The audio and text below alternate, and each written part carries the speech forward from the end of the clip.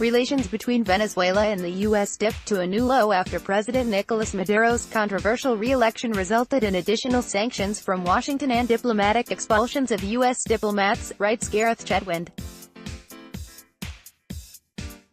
President Maduro faced a course of international criticism immediately after Venezuela's National Electoral Council (CNE) declared him the winner of Sunday's election, with 67% of the vote, ahead of Henri Falcon, on 21%. Official sources suggested the turnout was 48%, compared with nearly 80% when Maduro was elected in 2013. Observers suggested the abstention rate was higher than the officially admitted 52%.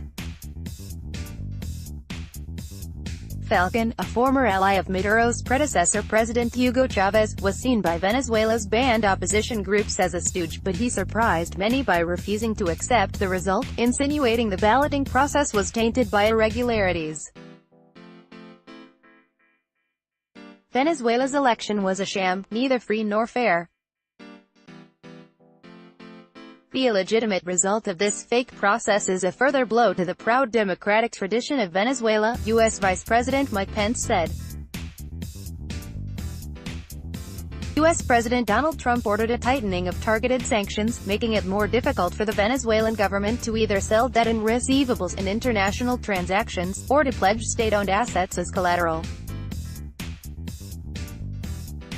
Trump's measures have so far stopped short of a ban on the import or sale of Venezuelan crude.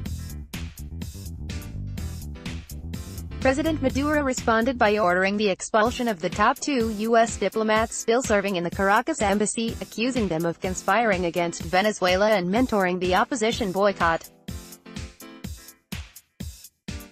The two countries withdrew their respective ambassadors in 2010. In a televised address, Maduro blamed supremacist U.S. sanctions for the suffering of the Venezuelan people. A foreign ministry statement described the U.S. sanctions as crimes against humanity because they obstruct access to essential goods. The European Union's foreign policy chief Federica Mogherini also criticized the electoral procedures and signaled that new sanctions may be imposed on Venezuela.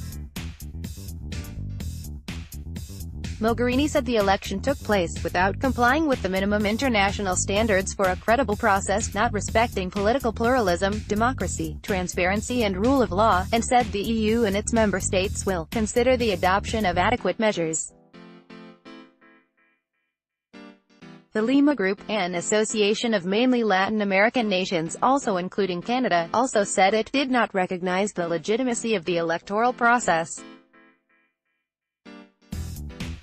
Risk consultancy firm Eurasia described Maduro's talk of reviving the economy as empty, given his dependence on foreign exchange controls.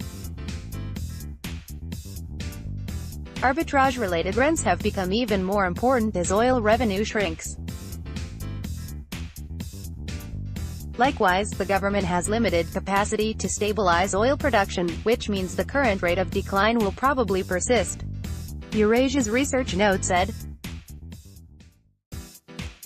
State oil company PDVSA has found it increasingly difficult to arrest the decline in its production, with output said to be falling by about 50,000 barrels per day every month. With credit from friendly nations like China and Russia drying up, the International Monetary Fund has forecast that Venezuelan inflation will reach 13,800% this year.